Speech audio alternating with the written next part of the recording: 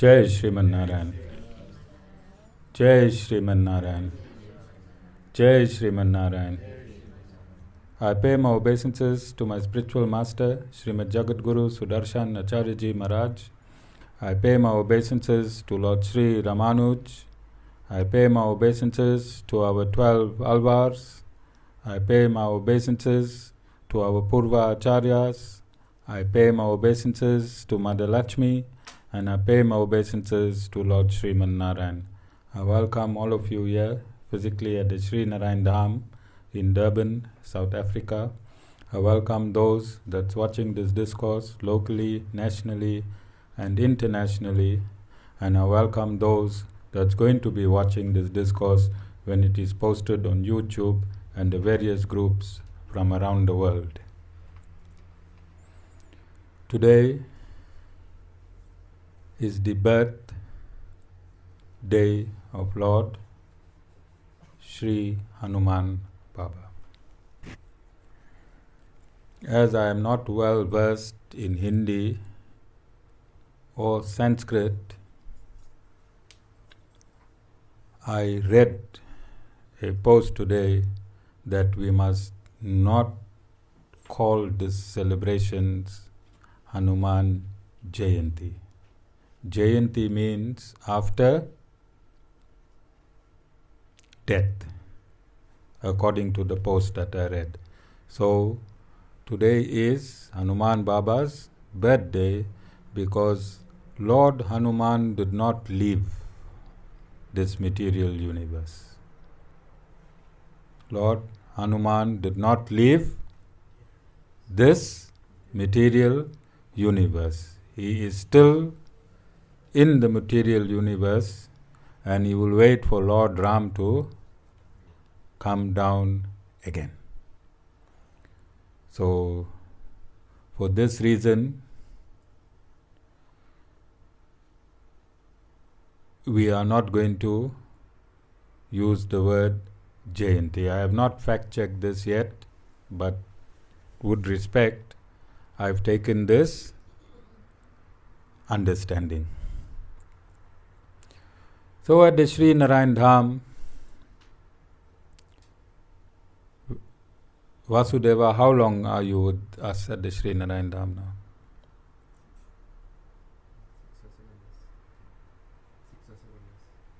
6 years. Have we celebrated Hanuman Jayanti? No. For some reason, we did not celebrate Hanuman Baba's birthday. So at the Sri Narayan Dham, this is the first birthday celebration of Lord Sri Hanuman Baba. And Nilesh Bhai will tell you, whenever he can, whatever he can see, that he has already seated himself in the Murti. And this Murti was not bought by a multi-millionaire. This Murti was bought during struggle time by the donor, not only financially but also health-wise. And I hope Hanuman Baba restores her health and wealth speedily, because she made the greatest sacrifice when she wanted to donate this Murti. And then, as it has always been with me, I have practiced first and then preached. And our discourses is permeating every corner of the globe, together with other work that we do at the ashram. And there will come a time when I'm gone, when people would want to find out and do some background on me. So, whenever possible, with the utmost love and respect, I discuss myself, so that when something or someone says something and we have a following, the following don't get depressed from a particular finding. Because I myself, when I went to Sri Siddhartha Ashram, I found out at the ashram that the leader that I was following in Durban, South Africa, all his claims he made was rejected and refuted by the ashram. So I got very depressed, and when I came back to Durban, I had to go for an injection. And before that injection was administered to me, that doctor also gave me some depressing news about the same leader that I was following. So that injection was really worth it. Double depression. You understand? Value for my money. Alright? Vishwadhar will be happy. His guru got real value for his money. Only person happy will be Vishwadhar. So I want to trace my relationship with Sri Hanuman Baba. Well, I knew his name as a child growing up, and the first time I came into contact with him when I got ill. And I've told you all many times that I have been ill over 20 years. I used to come out and fall back into illness, come out and fall back into illness. And I stated at the crusade that my first scripture that I read was the Bible when my big son Sean, who is present here today, was 4 years old. At this point in time, I was very, very sick, and I was in business association with a Christian business partner, and when I got sick at his house, his pastor came and prayed, and I was given a Bible, and I read through that Bible. What's your age now, Sean? 35, okay. So I made you 1 year older at the crusade. 35 minus 4? 31 years ago, I read the Bible. Following that illness that happened at my business partner's residence, one of his drivers introduced us to a Islamic colored lady in Wentworth. And when we went to this Islamic colored lady in Wentworth, she convinced me that Hanuman Baba was strong in me. And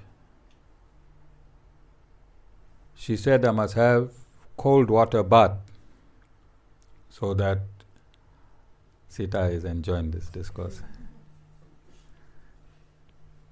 to release Hanuman Baba from me. So I'm not a fan of cold water, Satish Bhai, even on a boiling hot day. Alright? But I was so excited that I had Hanuman Baba on me. I used to take this cold water baths.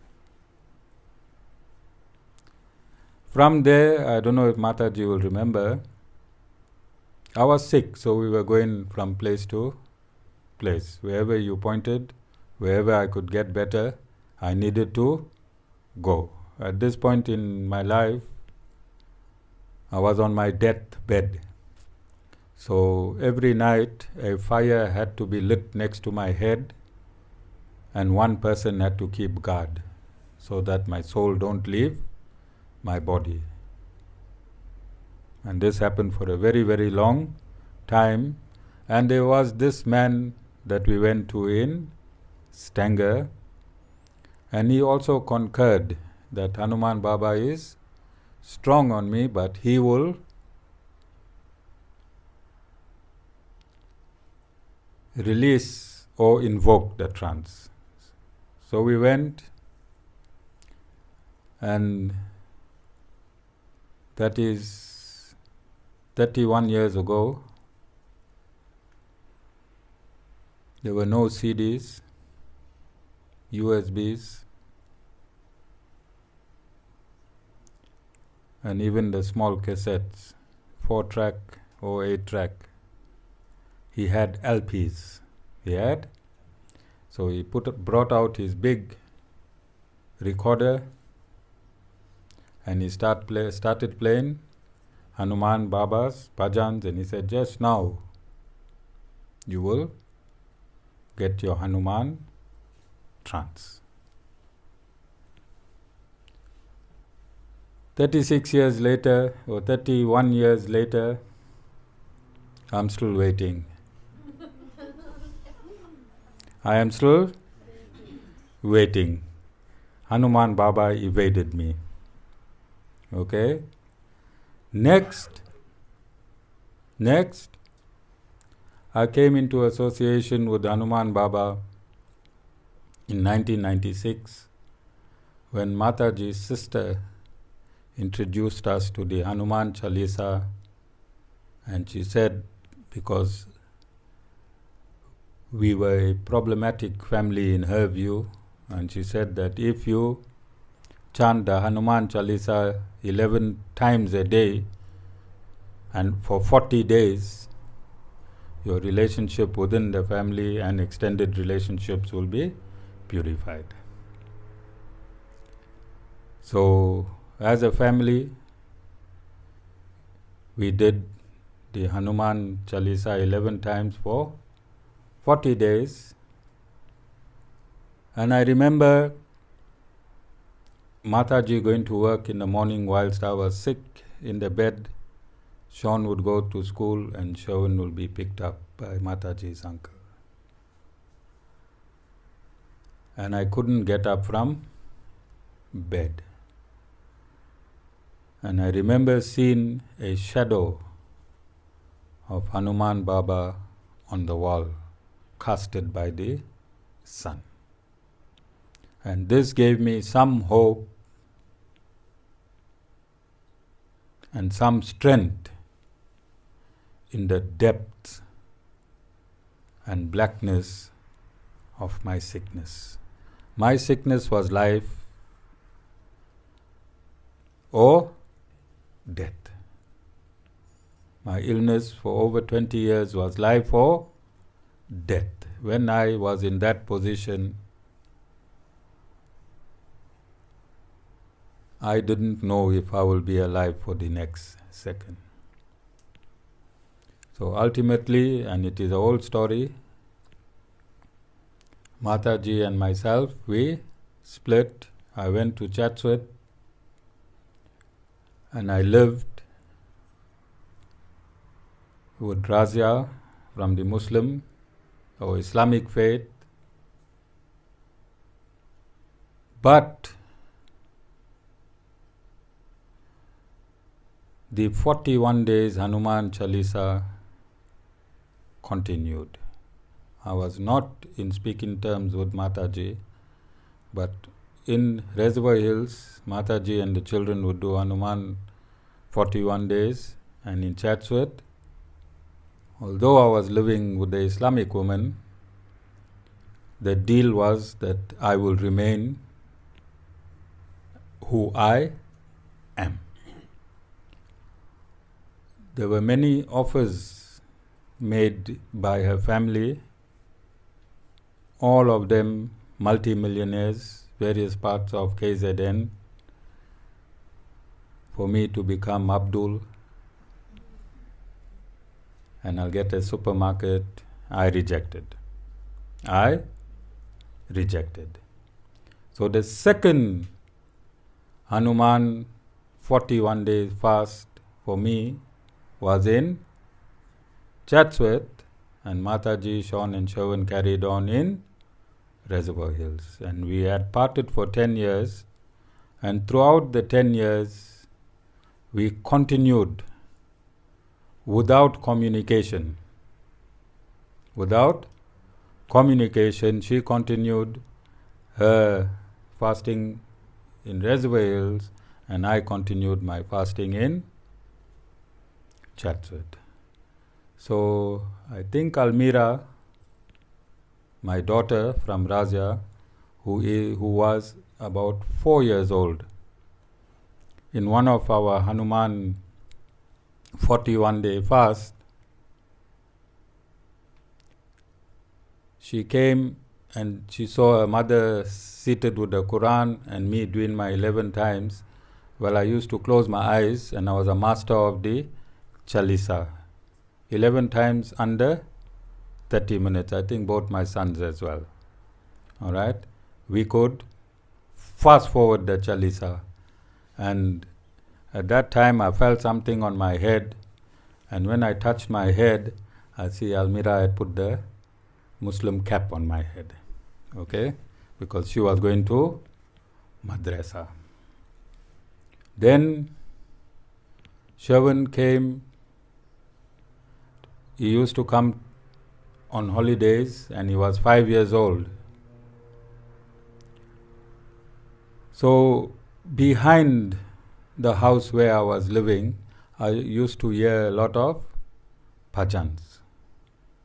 And one day I decided to go. So Raja and myself, we went around the road. She knew, she's from that district, she knew where these bhajans were coming from. And I went into that man's premises, and he told us to go and bow down inside his shrine. And inside his shrine, he had a huge Hanuman Baba statue with marigold garland. This was fresh from last week's story of Unit 7, Fake Sai Baba.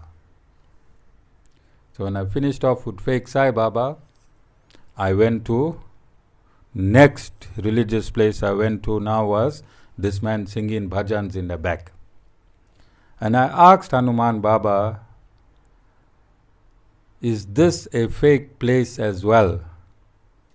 And his garland exploded.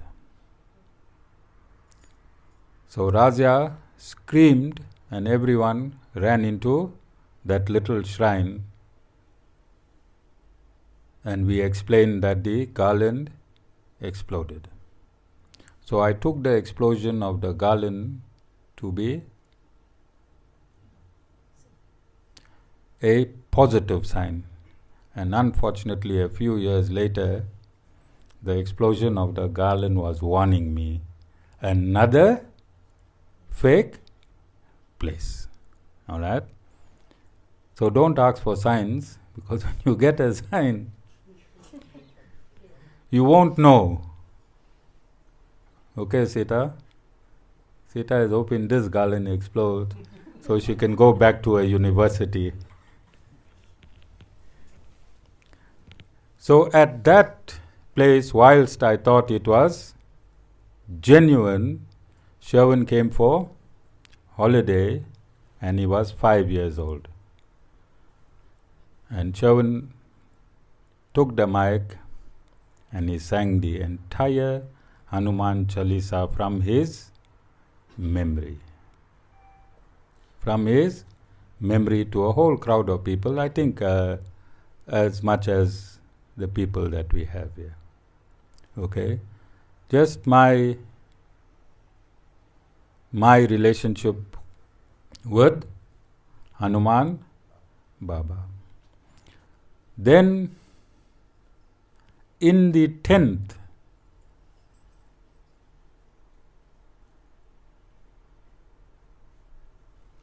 Hanuman Chalisa that we were doing separately, I came back from Chatsworth to Reservoir Hills. All these happened in the Hanuman Chalisa 41 days. Okay? So you can read whatever you want to read into this. It is my experience. This is not a verdict injunction. This is my personal experience with Hanuman Baba. So we asked the leader, Mataji and myself, when in 2008, when we got involved with Guruji, and I came back in 2006, and I left in 1996. So 2006 I came back, and in 2008 we connected with Guruji, and that leader showed us, which we must have read a million times, that the first line is Shri Guru Charana Sarojaracha. And at that point in time, I assimilated this information, and I went home and I removed the chanda because I didn't want to have two masters. I didn't want to have two masters. I removed the chanda and gave my life full 100% to my Guru. It was not so easy with Mataji. She continued for I think 1 year or 2 years. She continued the Chalisas because it was my destiny to go this way, you understand, in terms of becoming a disciple. I'm not asking you to go home and remove your jandas, but I'm very wary of those people that say they get Hanuman Baba trance. Okay? Because in my time, I've been there and I've done it with this experience and together with other experiences. I've sat in pubs and I saw people having pork sausage bites with various types of alcohol. And then I saw the same people on Saturdays climbing bamboo poles. You understand? And you can't put that two together. So I don't know whether the cane was running up the pole, or the whiskey was running up the pole, or who was running up the pole. Because one thing I can give you a guarantee 100%, it was never Hanuman Baba. Because Hanuman Baba is the purest devotee of Lord Sri Ram. 100% brahmachari, 100% vegetarian. 100% vegetarian. How that entity can enter a body that consumes pork on Wednesday and alcohol and then run up the pole, it cannot be equated. It cannot be equated. In fact, trance means transcendental. It means beyond material dimension. Beyond material dimension. And your mind can connect. Your mind can connect to the next dimension. Okay? Nilesh, by his mind, can connect to the next dimension. He can have some sneak previews.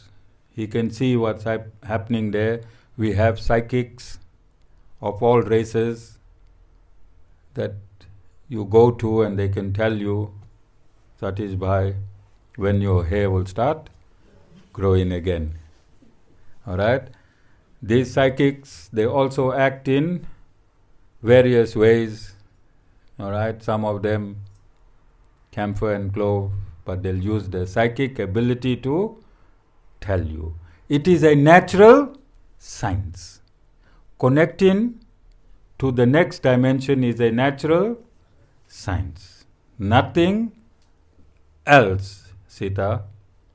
It is natural science. It is scientific. All right? It is natural. It is scientific. It's nothing unnatural. And you get this in all religions. All religions have psychics. If anything else come up, Sita, Guruji built the Bhoot room. Guruji built a hall in Sri Siddhartha Ashram. The hall is 4 times the size of this ashram, and it's called the Bhoot room. And y'all can catch Sean in the back there. My son Sean. He witnessed the Bhoot room. Anything else, Premila? Bhoot room. You know what Bhoot means? Maxine? Devil room. My Guruji built the devil room. You come shaking your head, shaking your arms, pushing your tongue out in that room, and you come out normal. Yes. Ask Sean. And no prayers, no whacking you with something, no nothing. You just enter the room with your Bhoot and the whole family of Bhoots.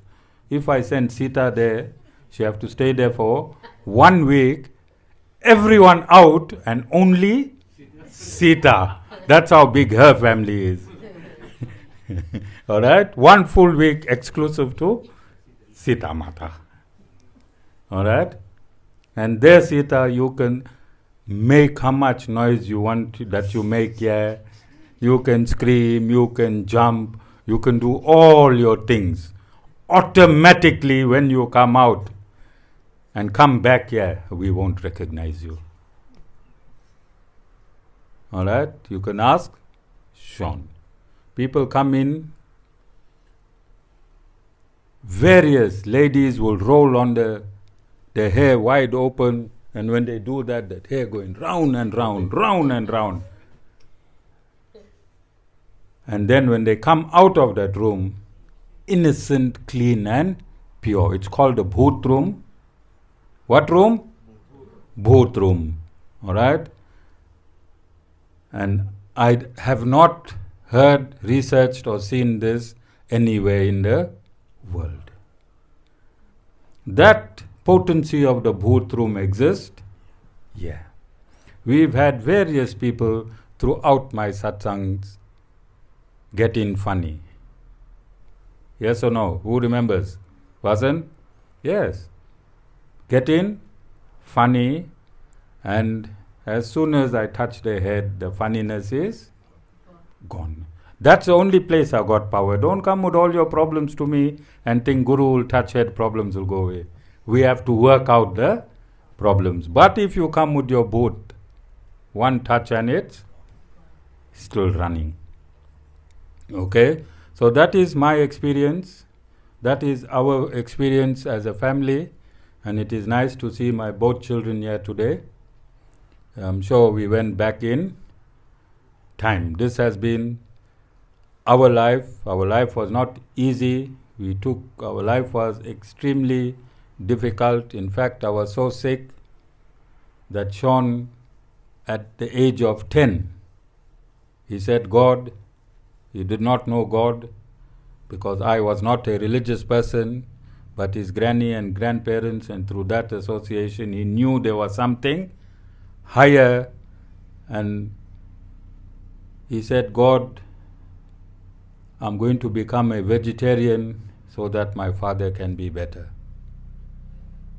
And he made that sacrifice on the meat that he should like the best. He should love mince. He didn't like meat, but only mince was his favorite. He ate his mince, and what he couldn't eat, he left. He didn't eat the next day. He became a vegetarian because he could not stand how ill his father was. So these stories can be researched later if the Guru is gone, and then people don't have to get depressed and take injections because the Guru has stated his life on this planet Earth. Remember, currently we are getting a lot of exposure.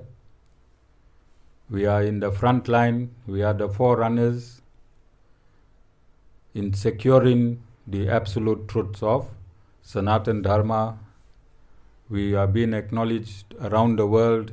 Now we also being acknowledged locally. We are getting a whole lot of local followers. Last week Sunday, we attended a crusade.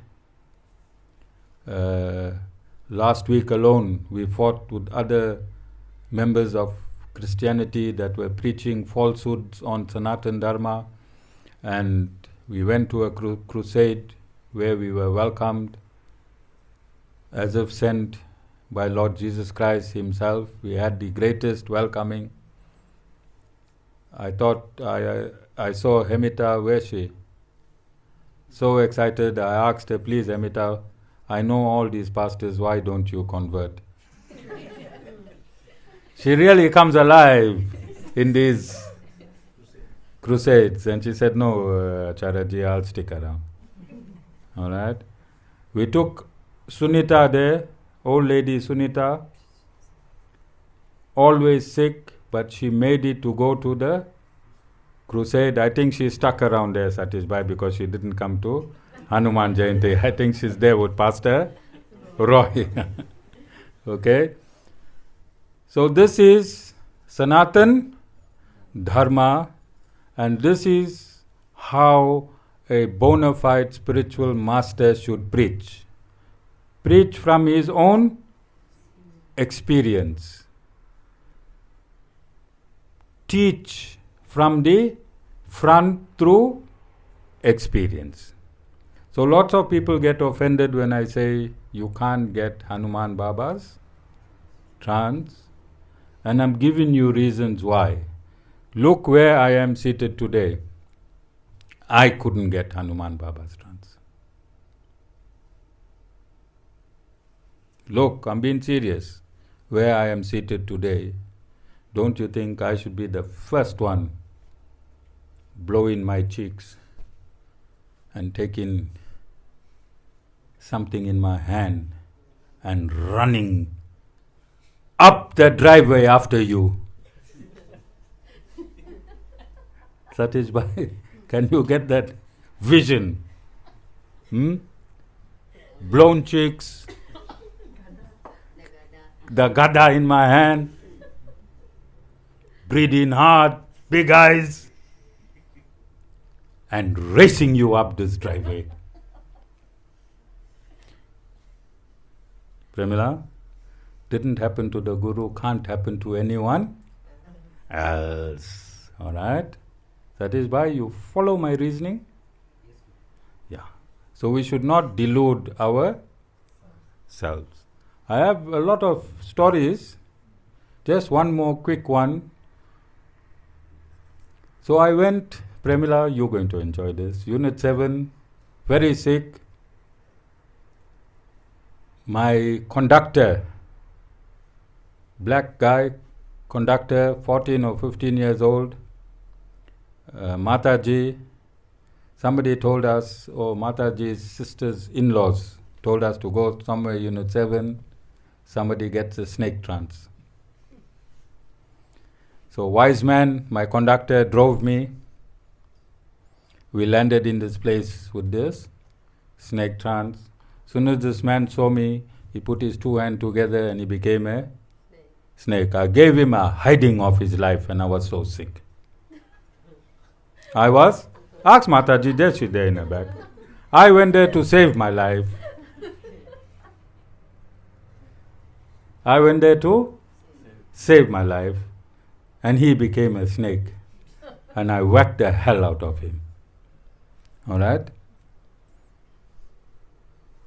Satisfied? You like it? I think And Vishwadhar will love this because he's far away. I have to charge for my discourses. Where are you going to get valuable information like this, Premila? For free. And I must still feed you. After satsang, I must still feed you.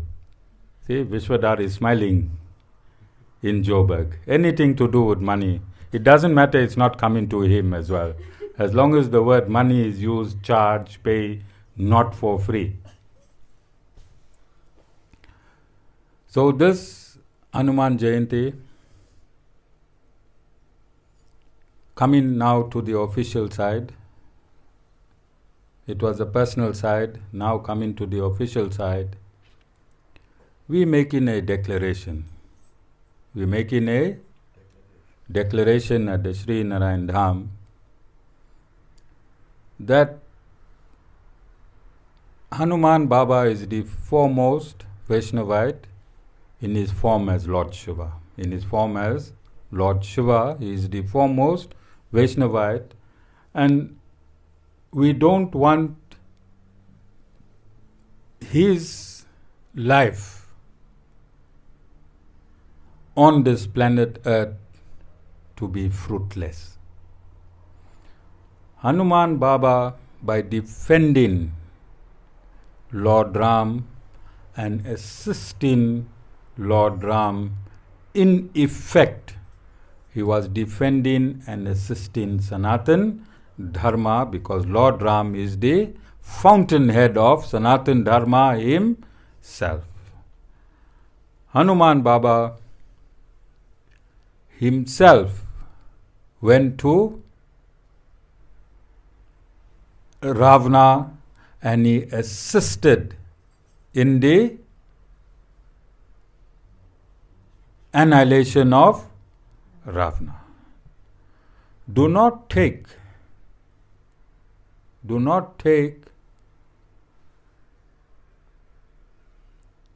Sanatan Dharma and the depictions lightly.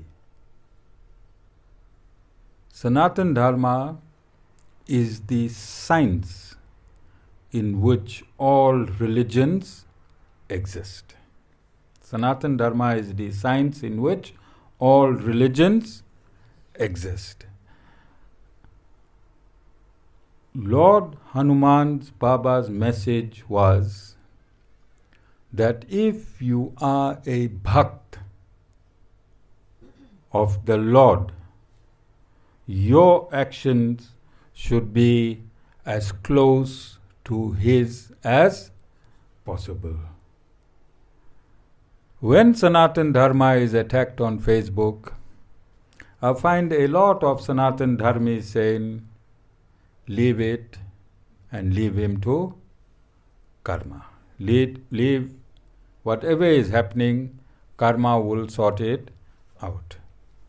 Hanuman Baba could have said the same thing and not defended and assisted Lord Ram. He could have said, leave it. Ravana's karma would have been sorted. There is no leaving it in Sanatan Dharma. There is no leaving it in Sanatan Dharma. Sanatan Dharmis must get up. Sanatan Dharmis must get up.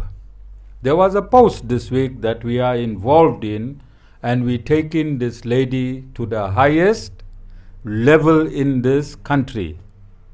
She mocked the washing away of the Amslatuzana temple. We found her, we contacted her, and we asked her to apologize. She is refusing to apologize in the context of her comment. We gave her 48 hours, 24 hours yesterday. We have, Jessica, a capable investigative and legal infrastructure to send her a summons in Cape Town for her to attend Equality Court. You understand? So the Sri Narayan Dham is going to proceed with that action. There's also another action that got delayed due to the flooding in Danel. Danel, where the councillor was here last week, Tarzan Naika met me, and I explained the Sri Narayan Dham's stance against that apology from that pastor. He apologized from an empty hall. We don't want an empty hall apology. We want him to apologize in the presence of his congregation when he made these demonic statements. Then we want him to retract that in our presence. We will also be at the church, and I'm sure we have many pastors who are upset, and they will also be at this church. So the Sri Narayan Dham is not some vendetta or vigilante group looking for problem outside our domain. We are pastors, Maulanas, and people from the Muslim community has aligned themselves to our movement, wherein when we want to defend against these false narratives, then we are not only going as Sanatan Dharma, we're going as a collective. We are going as a collective. So recently I've been sharing some posts from Australia by a Maulana, wherein he is demeaning Sanatan Dharma. Okay? And in respect, to date we have not been attacked publicly, or it has not come to my knowledge. I do not have problems with any rabbis. The Jewish community has not given Sanatan Dharma any problems to date or currently. So I'm speaking specifically but inclusively, and we want to be rational. We want to be rational, and we want to understand without having any degrees in university. This understanding must be simple, it must be logical, and every human must be able to understand what I am saying. I am saying 1 + 1 is equal to 2. My granddaughter, who is 3 years old, she knows 1 + 1 is equal to 2. She can count now till 20 or 30, I don't know. She phones her granny and counts. And she knows her 24 alphabets. So I'm talking in the level of my granddaughter, 3 years old. Alright? I want to explain to my Muslim and Christian preachers. You are preaching that Jesus Christ is superior, and Islam is preaching that Prophet Muhammad's teaching in the Quran is superior. So according to Christianity, according to the preachings, Christianity is superior, and you can only reach God through Lord Jesus Christ. And according to Islam, Islam is superior. They reject Lord Jesus Christ, and you can only reach God through Islam. You can only reach God through, and the Quran is the absolute scripture. So my 3-year-old granddaughter, if I have to tell Shweta this story, then she's going to reject it. She's going to reject it. She's going to say, Aja, last week there was a big flood. What she's going to say? Last week there was a big flood. The flood took away temple. The flood took away mosque. the flood took away church. She's going to say, Aja, if their God was superior, then the church shouldn't have went and the mosque shouldn't have went. Only the temple should have went. This will be the reasoning of Shweta, my 3-year-old granddaughter. I hope those preaching this hatred learn from the reasoning of my 3-year-old granddaughter that no religion is superior. Because the proof should have been in this floods here in Durban, South Africa within the past week. If Christianity was superior, God supposed to hold that church in place. If Islam was superior, God supposed to hold that mosque in place. So you can learn practically from a 3-year-old child that no religion is superior. And who proved it? God proved no religion is superior. Stop. I'm appealing to these fake preachers. If anyone preaches that their religion is superior than another, straight away that preacher is non-bona fide. He is a fake propagandist. He does not know the Bible substantively, and he does not know the Quran substantively. The Bible has substantive divinity to get your flock from the Bible only. The Quran have a quantum of divinity to get your flock from the Quran and the teachings of the Quran itself. You don't have to bring another religion down through fake narratives and then try to bring the followers onto your fold. Sri Narayan Dham is first going to consult with you wherever you are in the world. We're first going to consult with you. We're going to teach you like a brother. We're going to teach you like a brother. When this teaching fails,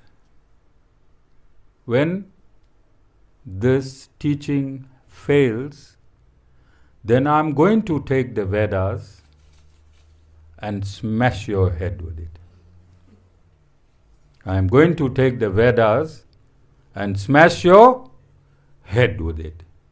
And I'm going to explain what has happened to both these type of demonic preachers. Demonic preachers. Anyone who preach hate, pride, jealousy, lies is a demon. Is he not? Yes. So I want to explain why these preachers are preaching like this.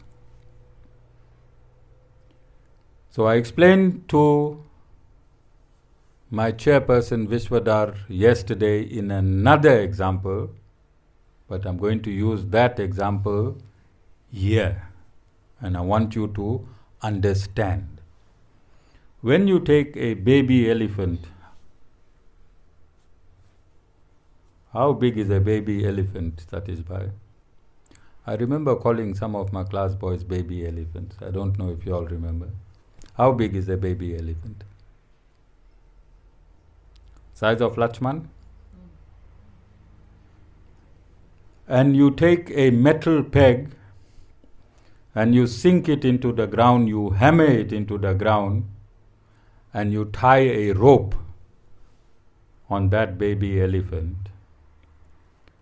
When that elephant is 30, 20 years old, how big that elephant is? How massive? Very massive. But their caretakers use that same peg,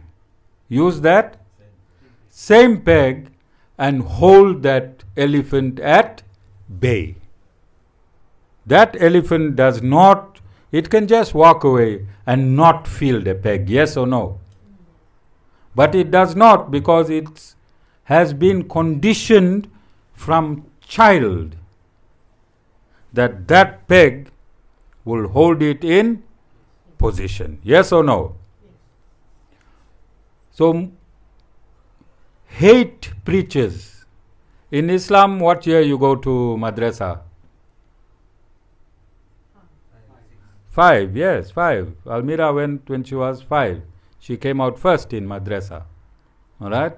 She went when she was 5.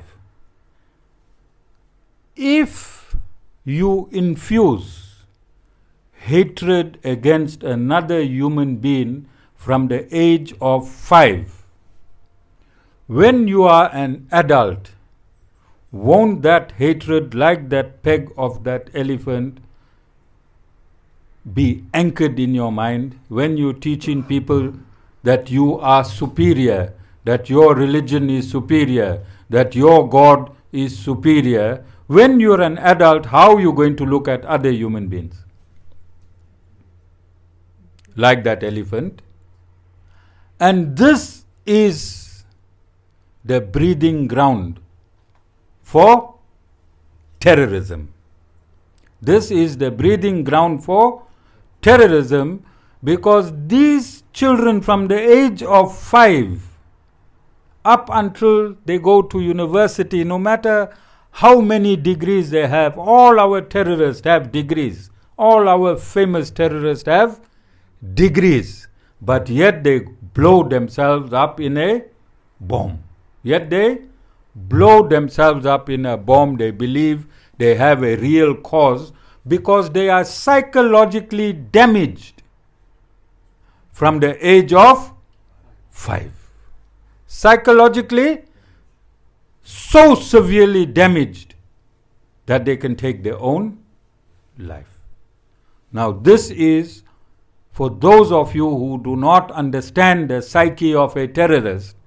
I'm giving it to you from the Sri Narayan Dham in the 1+1 format. This is the 1+1 is equal to 2. They are being trained as terrorists, not all Muslims. Only those preachers that preach hatred, that declare other humans inferior, and those weak followers of Islam who believes it, who come out of this world believing it. So I'm not painting Islam with this brush. I'm painting the fake preachers who preaches hatred. When the Lord created Islam, what is the meaning of Islam?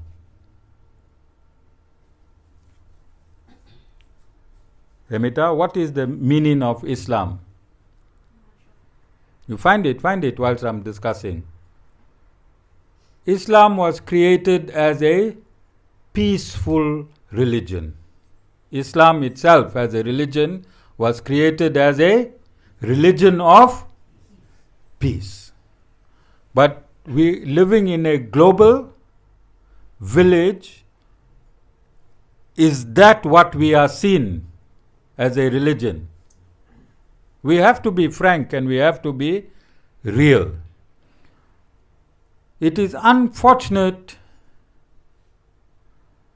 that the pure Muslims are not coming out against their own.